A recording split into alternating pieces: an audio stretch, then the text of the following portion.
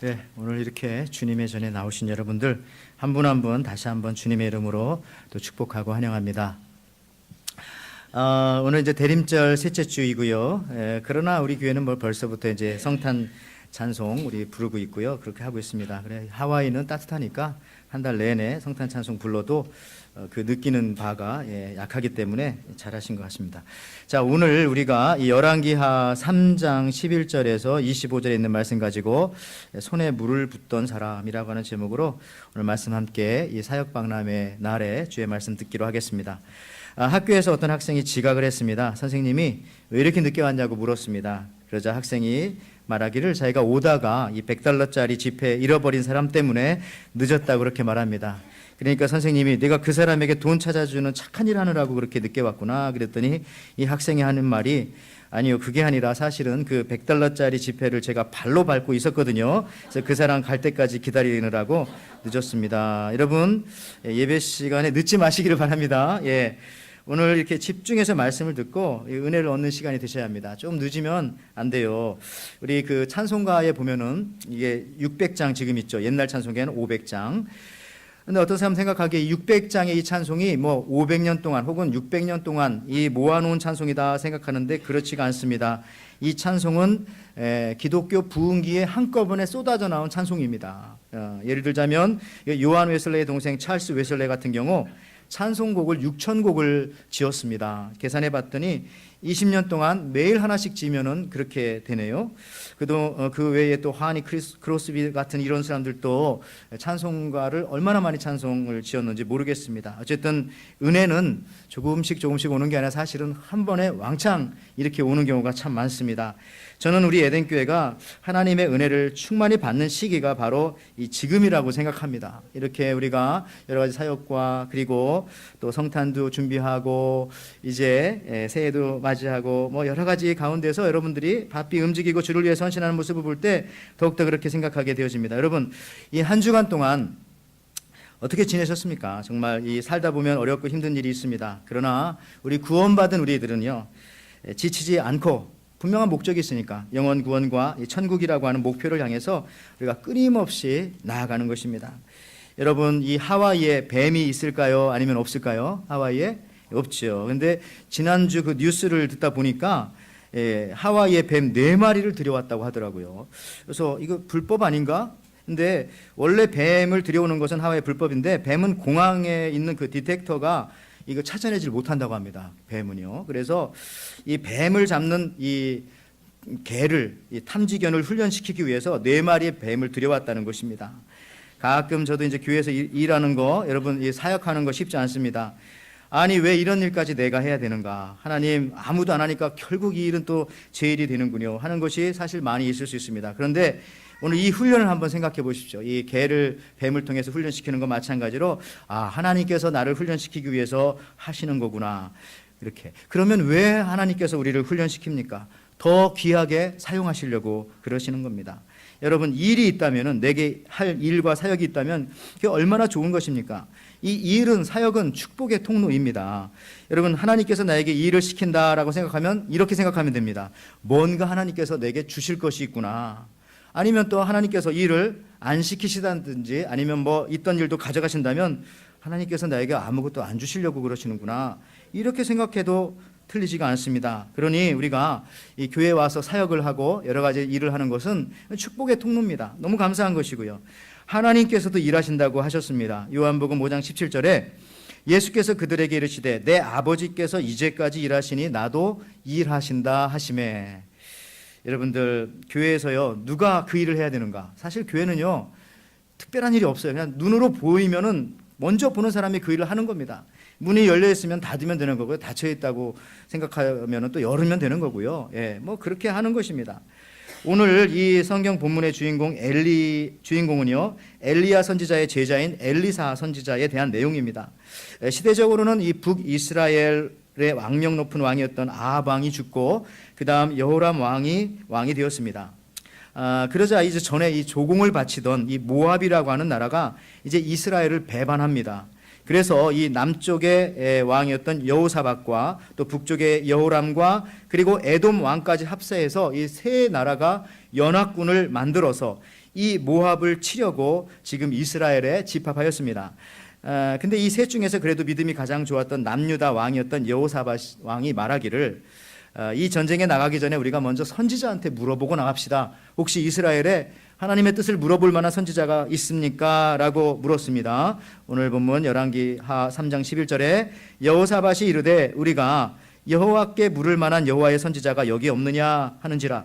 이스라엘 왕의 신하들 중 한 사람이 대답하여 이르되 전에 엘리야의 손에 물을 붓던 사밧의 아들 엘리사가 여기 있나이다 하니, 그리하여 지금은 위대한 선지자이지만은 이제 과거에 그 스승, 그러니까 엘리야의 손에 물을 붓던 엘리사에게 물어보는 겁니다.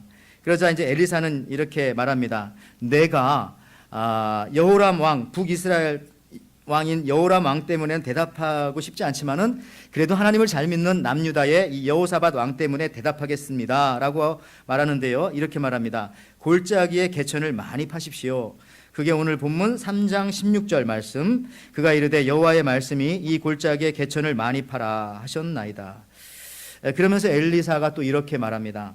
이곳에 지금은 바람도 없고 비도 불지 않는 그런 곳입니다. 또 철이 그런 철입니다. 이것은 그러나 이제 여기에 비와 바람이 불 것이고요, 이것은 하나님께는 아주 작은 일입니다. 이렇게 말을 하는 거죠. 열왕기하 3장 18절에 자, 이것은 여호와 보시기에 작은 일이라 여호와께서 모압 사람도 당신의 손에 넘기시리니 라고 말하면서 골짜기에 조그만 구멍들을 많이 파놓고, 그리고 이 전쟁에 나가라는 거죠. 그리고 전쟁에 이길 것이고 모압을 치는 것은 아주 하나님 앞에 있어서는 아주 쉬운 일이다, 그렇게 말하고 있습니다. 결국 어떻게 됩니까? 그 다음날 아침 이 잠에 깬 이 상대편 원수 이 모압 사람들이 아침에 일찍 일어났더니 아니 골짜기에 빨간색 피 색깔의 그 물이 보이는 거죠. 그 당시 뭐 만원경이 어디 있습니까? 더군다나 아침에 일찍 일어나서 눈 비비고 보는데 성경에 나와 있듯이 아침 햇살이 그 물에 비쳐서 이 핏물처럼 보이는 겁니다. 그래서 이 잘못된 정보를 전해주는 거죠. 지금 이 세 나라 북이스라엘, 남유다, 에돔 사람들이 서로 연합하는 줄 알았는데 어제 저녁에 막 소리가 시끄럽더니, 그러니까 비가 왔으니까 시끄러웠겠죠. 그러니까 이거 분명히 자기들끼리 싸우고 자기들끼리 죽이고 저렇게 피바다가 된 것이다. 자, 우리 빨리 저곳으로 쳐들어가자. 그래서 이 잘못된 정보를 가지고 이 모압 사람들이 쳐들어갔다가 거기서 이제 다 죽게 되어진다. 그래서 이스라엘과 유다가 승리하게 된다 하는 그런 내용입니다. 이게 이제 BC 800년 전 역사적인 사실입니다. 저는 오늘 이 본문 말씀을 보면서 이 첫째, 엘리사가 누구인가? 성경이 정의해 주시는 것을 보면 분명하게 알 수 있죠. 그는 그의 스승 엘리사의 손에 물을 붓던 사람입니다. 그러니까 그는 인간적으로 보면은요, 대단한 일을 하던 사람이 아니라는 것을 성경은 얘기하고 있습니다. 엘리사를 섬기던 시종이었다는 것입니다. 대단한 금수저가 아니었습니다. 그런데도 놀랍게도 하나님은 당신의 일을 위해서 처음부터 이와 같이 대단한 사람을 뽑아서 쓰신 적이 사실 없습니다. 있다고 하면 뭐 왕족이었던 이사야 선지자 정도? 근데 그분도 처음에는 하나님의 말씀을 잘 전하지 못하고 우시아 왕이 죽었을 때 그때서야 이제 시작을 했죠. 여러분들, 모세조차도 왕궁에서 40년 동안 일했을 때 하나님께서는 그를 쓰지 아니하시고 그 왕궁에서 일했던 모든 때를 다 벗기시고 양을 40년 치게 하신 다음에 80세 나이가 되어서 이 양똥 묻은 지팡이를 손에 들고 출애굽의 역사를 하나님께서 이루어내셨던 것이죠. 그리고 우리 그 여호수아를 보십시오. 모세의 후계자였던 여호수아 1장에 보면 정말 놀라운 말씀이 하나 있습니다. 여호수아 1장 1절인데요. 여호와의 종 모세가 죽은 후에 여호와께서 모세의 시종 눈의 아들 여호수아에게 일러 가라사대. 아니, 지금 여호수아 1장 1절입니다. 그러면 주인공이 여호수아거든요. 물론 한 주인공이지만 인간적으로 보면, 그러면은 여호수아가 이렇게 시작해야 되는데 여호수아를 부를 때 뭐라고 부릅니까? 모세의 시종 여호수아가. 좀 기분이 안 좋았을 것 같아요. 여호수아가 이 여호수아서를 읽었으면은. 여러분들, 그러나 하나님께서는 그렇게 하지 아니하시고 이렇게 불러주시는 것이죠. 여러분들, 결국 이 여호수아 1장 1절 이 말씀 붙여 이런 생각되었어요. 제가 그 한국에 있었을 때 부목사님 사역을 할 때에 꼭 성도들을 집에 가서 신방을 하면은 어떤 성도는 그렇게 물어보죠. 목사님은 왜 안 오셨냐고. 내가 목사님인데 나도 부목사이지만은 담임 목사님이 안 왔냐는 얘기죠. 아마 여호수아가 이런 느낌 아니었을까. 여호수아 1장 1절에 이제부터 여호수아가 딱 이렇게 나가야 되는데 모세의 시종 여호수아가 꼭 이렇게 시작하시거든요. 즉 무슨 말입니까? 하나님께서는 대단한 사람 쓴다는 게 아닙니다. 하나님께서는 오히려 하나님의 손에 붙잡힐 수 있는 그 사람을 사용하신다는 거죠. 그리고 오늘 본문 말씀 보면은요, 하나님이 하시면은 우리가 상상할 수 없을 정도로 쉽게 일을 해결해 주신다는 말씀이에요. 열왕기하 오늘 3장 18절 말씀 세 번역으로 보면, 자, 그렇습니다. 이런 일쯤은 주님께서 보시기에는 너무나 쉬운 가벼운 일입니다. 그러므로 주님께서는 모압을 임금들의 손에 넘겨주셨습니다. 자, 하나님이 위대하시기에 그분의 일을 위해서는 위대한 사람, 대단한 사람을 절대 찾지 아니하신다는 겁니다. 왜 그러냐면은 하나님이 하시기 때문에 중요하지가 않아요. 재료는요. 뭐 위대한 미술가는 재료가 중요하지 않잖아요. 뭘 가지고도 작품 만드는 거잖아요. 그러니까 우리 중에 그 어느 누구도 어른이나 아이나 약한 자나 강한 자나 부자나 가난한 사람이나 하나님의 손에 붙잡히게 되면은 무슨 일이든지 다 해낼 수 있다는 겁니다. 왜 그렇습니까? 하나님이 전적으로 하나님이 하시기 때문에. 쉽게 말해서 우리 하나님의 능력이 나가는 매체로 나를 사용할 뿐입니다. 제 고향 그 충청도 당진에 가면 아주 큰 화력 발전소가 있습니다. 예, 그래서 고향에 가고 싶지 않을 정도로 너무 큰 게 있는데, 거기가 이제 그 충청도와 중부 지방을 다 커버하는 아주 큰 화력 발전소예요. 그런데요, 그 발전소에서 수만 볼트의 그 전기들을 뿜어내잖아요. 근데 전기가 나오는 전선이 얼마나 크겠어요? 우리 교회만 할까요? 굵기가? 그렇지 않더라고요. 그리고 그 전기가 발전소에서 보내서 우리 집까지 들어올 때는 정말 이 철사줄, 새끼손가락만한 줄보다 더 얇은 줄로 여기 다 들어오잖아요. 와서 에어컨을 돌리고 불을 켜고 그다음에 뭐 마이크를 켜고 모든 걸 다 하는데, 그 조그마한 이 철사줄만한 그 줄을 통해서 이 에너지와 힘과 그 능력이 들어온다는 겁니다. 즉 하나님에게 모든 것이 쉬운 일, 아주 이 easy things라고 하는 것은요, 우리의 이 조그만한 이 철사줄만한 전선줄만한 이 헌신만 있으면 이거를 통해서, 이 참여와 동참을 통해서 하나님께서는 우리를 통해서 어떤 일이든지 해내실 수 있는 그 엄청난 능력을 가지고 계시다는 거죠. 여러분, 우리의 작은 사역, 그 헌신을 통해서 주님의 능력이 오는 겁니다. 제가 새벽 예배 시간에도 말씀드렸습니다. 모든 스포츠 경기 중에서 야구는 매우 복음적이다. 그리고 정말 예수 믿는 사람들이 이 야구를 만든 겁니다. 그죠? 말 그대로, 왜냐하면 야구 경기 보세요. 홈이잖아요. 홈에서 출발해서 1루, 2루, 3루 다시 홈. 우리는 천국에서 여기 왔어요. 아버지 집에서. 다시 돌아갈 곳은 홈, 아버지 집입니다. 뭐 이런 의미가 있고요. 더군다나 이 야구에는 이 희생이라고 하는, 이 sacrifice라고 하는 말이 들어있습니다. 보통 농구라든지 축구는 그냥 어시스트 했다 하잖아요. 어시스트해서 뭐 골을 넣었다. 근데 야구만큼은 이 단어가 그대로 들어있습니다. 뭐 sacrifice bunt, sacrifice hit, 뭐 sacrifice runner 해서 희생 번트, 희생 타자, 희생 뭐 주자 이런 게 다 있단 말이죠. 그래서 야구는요, 희생 타자 같은 경우는 죽으려고 나오는 거예요. 죽으려고. 자기는 죽고 1루에 있던 사람 2루로 보내고 2루에 있던 사람 3루로 보내고. 죽으려고 나오는 스포츠 경기가 어디 있습니까? 야구가 그렇다는 것이죠. 그래서 세계 1, 2차 대전 때에 미국의 젊은이들은 그 시대를 Lost Generation, 잃어버린 세대라고 불렀습니다. 그렇지만은 그 시대에 허무주의와 이런 것이 있어가지고 모든 미국의 스포츠 경기가 다 올 스탑했어요. 근데 한 가지, 야구, 이 메이저 리그만큼은 1, 2차 대전 중에도 계속되어졌습니다. 그 이유가 뭡니까? 그 경기 안에 이 희생이라는 말, 이 sacrifice라고 하는 말이 있었기 때문에 그것이 지속되어질 수 있었고, 사람들은 그것을 통해서 또 큰 힘을 얻게 되었고, 이 희생이 어떻게 보면 지금 이 미국이란 나라를 여기까지 만들었다고 해도 과언 아니겠죠. 여러분들, 그런 겁니다. 이 미국에 이 해티 그린이라고 하는 여성 있습니다. 이분은 뭐 책을 찾아보고 사전 찾아보면 아주 유명한 분이더라고요. 돈을 억수로 많이 버는 여자인데요, 돈을 억수로 안 썼던 아주 유명한 여자입니다. 유대인의 아버지로부터 막대한 유산을 물려받았습니다. 그 당시 이제 1910년대니까 1억 달러의 돈이니까 지금으로 따지면 어마어마하죠. 지금 치면 막 50억, 어떤 뭐 100억 달러, 뭐 말할 수 없을. 근데 이 여자분은요, 자기 할아버지의 눈이 시력이 안 좋아가지고 7살 때부터 할아버지에게 신문을 읽어주는 그런 일을 했습니다. 그래서 어려서부터 경제에 약간의 좀 눈이 뜨였고요. 그때 얻은 한 가지 원칙은 이겁니다. 저가 매입, 고가 매도. 쌀 때 물건을 사고 비쌀 때 판다. 오직 이 한 가지를 가지고 그가 돈을 어마어마하게 벌었던 것입니다. 여러분들, 특별히 그 당시 미국에 대공황기가 있었기 때문에 그걸 통해서 쌀 때 물건 사놨다 그때 막 비싸게 팔아버린 거지요. 그런데 이 도대체 쓸 줄 모르는, 벌기만 하지 이 여자, 예를 들어 이런 것도 있어요. 자기가 신문을 읽잖아요. 신문을. 근데 저는 어떻게 아까워서 신문은 돈 주고 읽었는지 모르겠지만 신문을 읽고 그 읽은 신문을 자기 아들한테 주고서 아랫마을 가서 이거 팔고 와라.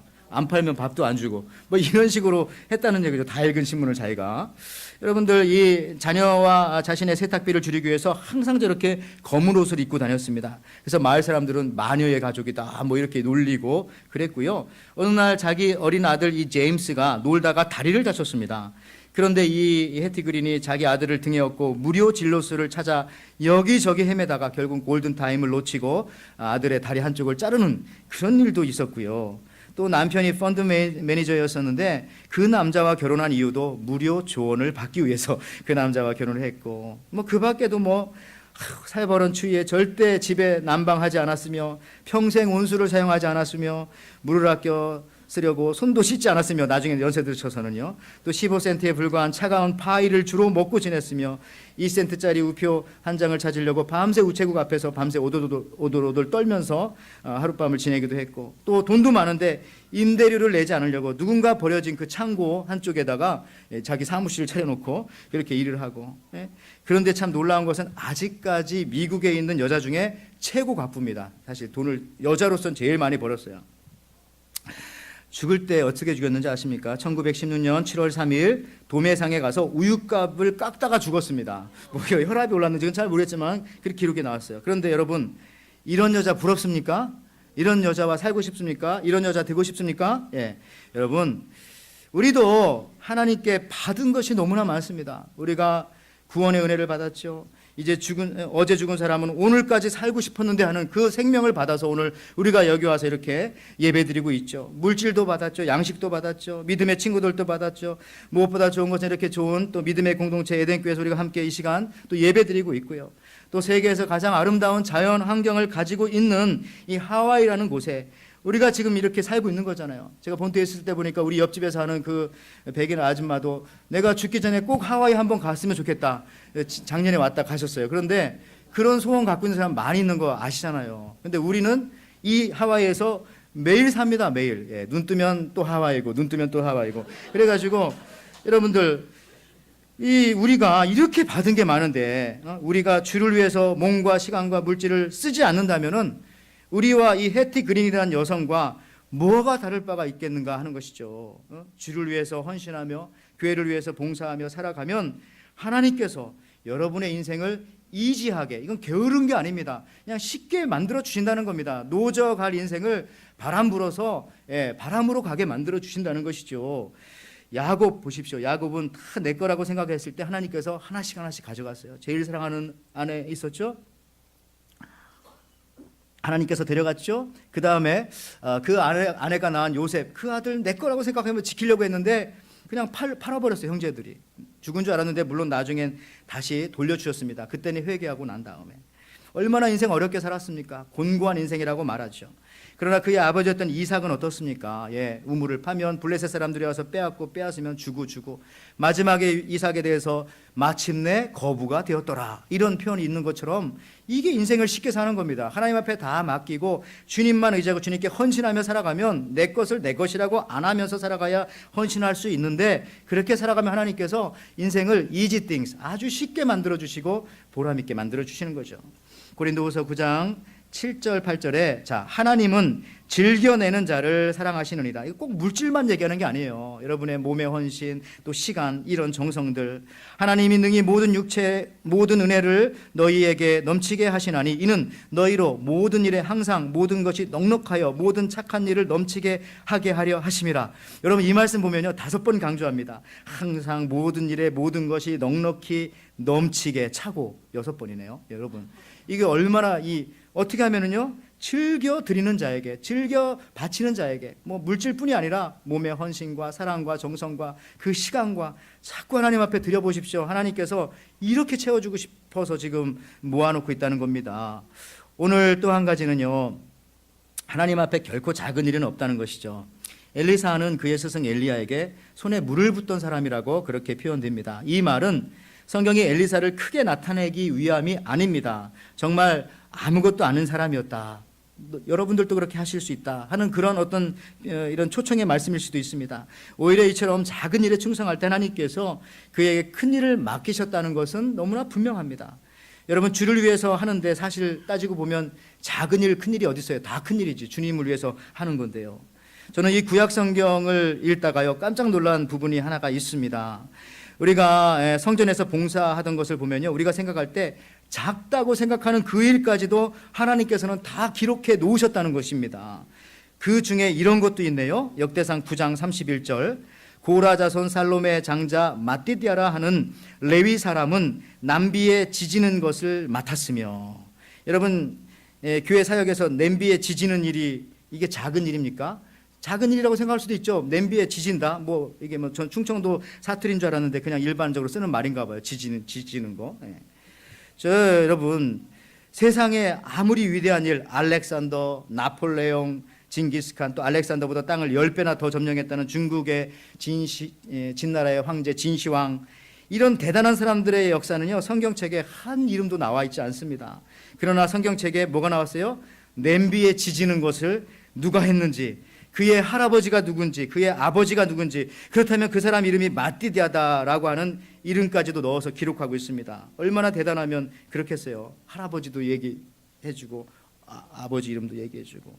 여러분, 아마 하늘나라에 가면은요 알렉산더 진시황 이름은 없을 것이지만 오늘도 주방에서 성도들을 위해서 냄비에 지지고 또 설거지하고 화장실 청소하고 화장실 쓰레기통 비우고 강단에 물 떠오고 찬양대로 찬양팀으로 봉사위원으로 교회 안팎에서 쓸고 닦고 의자 걸레질하고, 어떤 분은 토요일날 오면 벽도 닦습니다. 못 보셔서 다 모르겠지만은 그렇게 일하는 그런 사람들, 그 이름을 아마도 오늘 마띠디아처럼 누구누구의 손자, 누구누구의 아들, 딸, 누구다, 이렇게 하나님께서는 기록하신다는 겁니다. 여러분, 성경 괜히 써진 게 아닙니다. 이렇게 살면 내가 이렇게 기록해 주겠다, 이런 사람 내가 중요하게 여긴다라고 성경 우리에게 주신 거잖아요. 여러분들, 결국 이 사역은요 나를 위한 것입니다. 나를 위한 거. 우리가 사역하지 않고 어떻게 하나님의 일하심을 경험하겠습니까? 제가 이제 여기 우리 교회 오기 전에 5년 전에 와서 첫 번째 설교했던 본문이 요한복음 2장인데요. 가나 혼인잔치 내용입니다. 요한복음 2장 9절에 보면은요, 연회장은 물로 된 포도주를 맛보고도 어디서 났는지 알지 못하되 물떠온 하인들은 알더라. 연회장의 신랑을 불러. 여러분, 예수님의 말씀에 순종하여 물을 떠다가 돌 항아리 6개에 크게 아구까지 채웠던 이 하인들은요, 이것이 바로 물이 변하여 포도주가 된 것이라는 그 기적을 그 사람들은 알았어요. 그리고 더 중요한 것은 기적만 아는 것이 아니라 그 기적을 일으켜 주신 분이 누군지를 분명히 봤어요. 예수님. 그러면 저분이 하나님의 아들이신가? 하나님이신가? 뭐 그런 생각을 많이 했겠죠. 그렇지만요, 이 물 떠오지 않고 일하지 않고 떠다 주는 물만 먹었던, 그러니까 그게 포도주로 바뀌었죠. 포도주만 먹었던 사람들은 성경에 보면 이렇게 말합니다. 맛있네. 그리고 어떤 사람들은 이상하다. 다른 잔치집에 가면 처음에 좋은 포도주 내놓고 술 취하면 나중에 나쁜 포도주 내놓는데 이 집은 뒤로 갈수록 더 좋은 포도주 주네. 뭐 그 정도 말하고 그냥 돌아가는 겁니다. 여러분들, 저는 이것을 우리의 상황에 바꾸자면 이런 겁니다. 오늘 와서 말씀을 듣는데 지금 제가 포도주를 여러분들한테 공급하는 거잖아요. 그러면 뭐 맛있네. 뭐 재밌는 얘기도 가끔씩 하네. 이해도 되기도 하고, 저런 얘기는 못 들어본 얘기 같기도 한데, 한 얘기 또 하려구나. 뭐 하여튼 여러 가지 그런 거 하면서 돌아가면 끝인 겁니다. 그러면 모르잖아요. 이 기적이 어디서부터 나왔는지, 누가 이 물을 포도주로 만들었는지. 누구만 알았다고요? 물 떠온 하인들은 알더라. 주님의 말씀에 순종해서 물을 채우고 떠다 준 그 사람만이 예수님을 알았다는 거죠. 기적을 알았다는 거죠. 다른 사람들은 뭐 기적인 줄도 모르고 그냥 먹고 그냥 술이나 취해서 다시 돌아가고 막 그랬잖아요. 여러분들, 작은 일이라도 사역을 하게 된다면 그때 비로소 우리가 예수님을 진짜로 만나게 되는 겁니다. 그분이 어떤 기적을 체험하게 되는 것입니다. 여러분들, 실제로 예수님을 진짜 만났던 사람들은 말로 알아볼 수 없어요. 제가 여기서 아무리 얘기한다고 해서 여러분들이 거룩한 말을 한다고 해서 저는 쏙지 않습니다. 그분이 진짜 예수님 만났는지 안 만났는지는 뭘로 알 수 있느냐?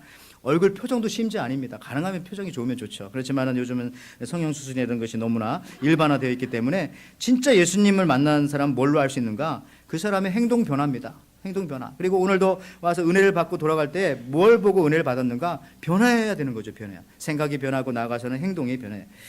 그리고 의 생각과 가치관이 변합니다. 여러분 대표적으로 사도 바울 한번 보십시오. 그가 예수님을 믿는 사람들을 죽이려고 이 다마스커스로 갈 때에 대낮에 예수님이 밝은 빛과 함께 나타나셨습니다. 그리고 바울에게 소리를 들려주셨습니다. 물론 옆에 있던 사람들은 이것이 천둥이 울었다 하고 그렇게 했지만은 사도 바울의 귀에는 분명히 들렸습니다. 뭐라고 들렸는가 하면은 내용은 이렇습니다. 사도행전 22장 7절에서 10절에 내가 땅에 엎드려져 들으니 소리 있어 이르되 사울아 사울아 내가 왜 나를 박대하느냐 하시거늘 내가 대답하되 주님 누구시니까 하니 이르시되 나는 내가 박해하는 나사렛 예수라 하시더라.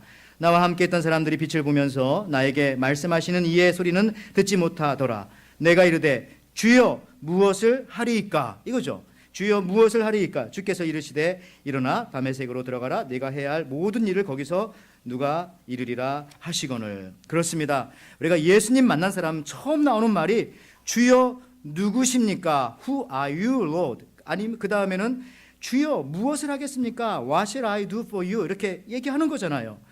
이 말이 나와야 되는 거죠. 주여 무엇을 하오리까? 여러분 우리가 은혜 받았다고 예수님 만났다고 하면 이 말이 나와야 돼요. 그럼 내가 교회를 위해서 무엇을 할까? 내가 하나님을 위해서 무엇을 해드리면 좋을까? 예. 이런 고백 여러분들이 있으셨습니까? 예수님 저도요 여러분 결혼하신 분들 여기 대부분 많이 계신데 우리가 사랑하는 아내 또 예쁜 아내 이런 아내와 함께 살게 해주신 이 처갓집에 가가지고 결혼했을 때 아침에 일찍 일어나게 되죠. 그런 아내라면은 일찍 일어나가지고 어떻게 합니까? 장모님한테 가서 장인어른한테 가서 제가 뭐 할 일 없을까요? 마당을 쓸까요? 아니면 장모님 옆에 가서도 제가 설거지를 할까요? 이런 말이 막 나오는 겁니다. 여러분 안 그러셨던 것처럼 말하는데 그렇지 안 그러셨었어요? 아내가 이쁘고 사랑스러우면 그게 자연스럽게 된다고요. 마찬가지로 우리가 하나님의 은혜를 받았으면 이 말이 나오는 거죠. 주여 누구십니까? 동시에 주여 내가 무엇을 해야 하겠습니까? 제가 무엇을 할까요? 하는 이 고백들 여러분들 그래요. 지난주부터 이 사역박람회가 있었습니다. 오늘까지 마무리고 오늘 사실 이 포인트 주려고 하는 건데 지난주 너무나 안 썼어요. 제가 와서 이 사역박람회 쓴 이 판을 잡고서 막 울고 그럴 뻔했어요. 막 이게 그 개가 울고 있더라고요. 거기서 책상에서 막. 그런데 여러분들 가서 좀 쓰시기 바라고요. 그래요. 그런 생각했습니다. 어디서 좀 이렇게 뭐 상품권이라도 추첨한다면 가서 우리가 다 번호를 쓰려고 하고 어떤 마켓에서 뭐 내라면 다 써서 내잖아요. 근데 여러분들 그 생각하면서 야 이거 하나님께서 나에게 복 주시려고 하는 지금 통로구나 그 길이구나 생각한다면 거기다 이제 쓰는 거죠. 가장 작은 것부터 쓰시기를 바랍니다. 내가 이거 할 수 있을까? 쓰는 사람한테 하나님께서 능력을 주시고 아까 물도온 하인들은 알더라. 그렇게 할 수 있는 힘을 그렇게 할 수 있는 기회를 주시는 겁니다. 자꾸 다른 일을 잠잠하게 해놓고 그 일을 하게 만들어 주시는 거예요. 인생이 easy things 아주 편하게 아주 순조롭게 그렇게 하나님께서 이끌어 가시는 겁니다. 어떤 상황 속에서도. 우리 에덴교회는요 이번 사역박람회 이름을 이 퍼즐 한 조각이라고 그렇게 붙여보았습니다. 퍼즐 한 조각 작지만 꼭 있어야 합니다. 그거 하나 아무것도 아닌 것 같지만 꼭 있어야 하죠. 없으면 완성이 안 되는 겁니다. 너무너무 아쉬운 거죠. 그 하나가 딱 빠지면. 여러분 이런 심정 가지고 우리가 사역을 함께 1인 1사역 같이 좀 협력하면서 나갔으면 좋겠습니다. 오래전 미국 이 필라델피아의 그 템플 침례교회 주일학교에 한 가난한 집안의 소녀가 찾아왔습니다. 당시 교회는 어린이를 위한 교육관 거의 없는 형편이었으므로 좁은 방에 많은 아이들이 북적거리고 있었습니다. 교실이 너무 좁아서 새 학생을 받지 않고 있었으므로 이 소녀도 그 교회에 나갈 수가 없었습니다. 근데 얼마 후에 이 소녀가 불치의 병에 걸려 세상을 떠나게 되었습니다. 그런데 이 죽은 소녀의 베개 밑에서 짧은 편지와 동전 57센트가 나왔던 것이죠. 이 편지는요 그 교회 목사님한테 보내는 짧은 편지였습니다. 목사님, 더 넓은 교회를 짓도록 제가 모은 헌금입니다. 넓은 교실도 지어주세요. 목사님은 이 소녀의 편지를 받고 너무나 감동되고 또 미안하고 죄송해서 장례식장에서 그렇게 소개했죠.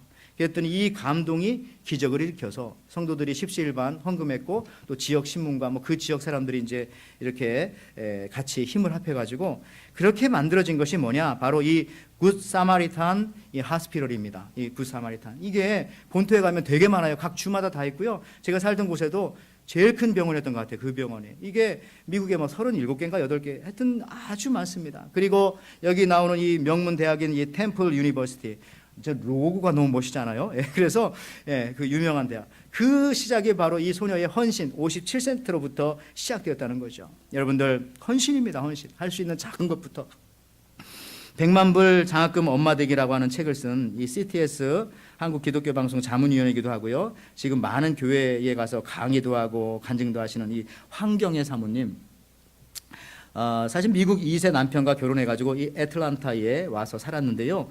이 남편이 아마 전도사님이셨을 겁니다. 그런데 국제 사기단에 걸려서 막대한 뭐 이런 이 빚을 지고서 혼자 도망갈 수밖에 없었어요. 그래서 지금 어디 계신지도 모르는데 그래서 혼자 자기 아이들 당시 8살, 10살, 12살 일남 2녀를 키웠습니다. 새벽 5시마다 나가서 하나님 앞에 새벽 기도를 드렸고요. 근데 하나님께서 은혜를 주셔서 이 백화점 사업으로 다시 일어날 수가 있었습니다. 새벽 예배 마치면 집에 와서 자녀들 머리에 손을 얹고 그렇게 기도했습니다. 그랬더니 결국 첫째 딸은 이 보스턴 대학 국제정치학과 4년 전액 장학생으로 들어갔고 둘째 아들도 2년 뒤에 이 보스턴 대학 국제정치학과 역시 4년 장학생으로 그리고 3번의 낙방 끝에 하버드 대학원 졸업하고 지금 뭐 있는데 뭐 한국에 있는 그 YG인가요? 거기서 너 와라 잘생겼고 춤도 잘 추고 노래 잘하니까 우리 같이 하자 그랬는데 안 갔대요. 왜냐하면 거기 가면 내가 신앙을 잃어버릴까 봐. 또 한 사람 이 셋째 딸인 이 딸은요 하버드 대학에 장학생으로 들어갔고요. 그리고 이 아이가 빌 게이츠 재단에서 주는 100만 달러 장학금을 받았던 것입니다. 그래서 이 세 자녀의 장학금을 합치면은 200만 달러라고 합니다. 여러분, 그런데 중요한 것은 제가 뭐 이 대학 선전하고 뭐 이런 거 아닌 거 아시죠? 뭘 얘기하려고 하냐면은요. 이 아이들 중에 다 그랬지만 특히 셋째 딸 같은 경우는요. 11학년 때 이제 대학 입시를 눈앞에 둔 그때에 1분 1초가 아까운 그때에 자신의 시간을 다 하나님 앞에 드렸다는 겁니다. 교회에서 뭐 청소한다면 나와서 청소하고 또 뭐 봉사하고 그 다음에 또 그 당시에 그 멕시코 선교가 있었는데 보름 동안 다녀오고 뭐 보름만 다녀온 게 아니라 그 전에 2달 동안 준비하잖아요. 준비 기간 다 참석하고 예? 그랬는데도 갔다 와가지고 하나님께서 이렇게 엄청난 은혜를 주셔서 3,200명 중에 수석 졸업하고 개교일의 최고 점수로 졸업하여 H대학에 하버드 대학에 전액 장학생으로 들어갔던 것입니다. 헌신과 사역하면 여러분 손해보는 거 하나도 없어요. 예? 말씀 마무리할게요. 여러분들 정말 헷갈리지 마십시오. 하나님께서 우리에게 구원은 값없이 주십니다. 구원은 여러분이 좋아하시는 공짜로 주세요. 저도 좋아하지만. 그런데 구원 이후의 축복은 여러분이 어떻게 하느냐에 따라서 다르게 나옵니다. 예수님의 비유인 달란트 비유, 문화 비유, 기타 등등 수많은 말씀의 증거들이 성경에 있지 않습니까? 어떤 사람은 예수님 때문에 십자가 질 거냐고 물어보면 아멘 하지만은 지겠다고 하지만 청소 좀 도와주게 좀 나오라고 하면 아무도 안 나와요. 여러분, 어떤 사람은 하나님 사랑한다고 막 그냥 눈물도 글썽글썽하면서 하지만은 일 좀 같이 하자고 하면은 바쁘다고 벌써 사라져 버리시고, 예. 사랑은 이야기하지만 여러분들 우리가 이 스트리트 파킹 좀 하자고 우리가 얘기하고 해도 예, 여러분들 안 하시고 이제 하시겠죠? 예. 제가 1, 2부 때는 아주 세게 말했는데 3부 때는 다 나가실까 봐 지금 말을 못 하겠어요. 예, 그런데 다 끝났습니다. 그래서 그런 것도 좀 헌신하면은 그런 생각합니다. 하나님 저 건강하게 해 주세요. 어떻게 건강하게 해줘요? 바깥에다 스트리트 파킹하고 좀 걸어오는 그 시간에 하나님께서 막 건강을 주시지 않을까요? 막 혈관을 넓혀주고 막 찌꺼기를 없애주고 우리 성가대들은 막 그런 봉사하고 있어요. 일찍 오면서도 다 바깥에다 세우고 또 어떤 분들은 또 이 3부 예배 안 나고 진짜 1, 2부 예배 일부러 나와서 그 예배를 드립니다. 왜냐하면 이쪽을 좀 한가하게 만들고 그래야 이제 우리가 함께 같이 부흥하고 협력할 수 있으니까. 어쨌든 여러분 내가 아내를 소중히 여기면 다른 사람들이 내 아내를 함부로 건드리지 못합니다.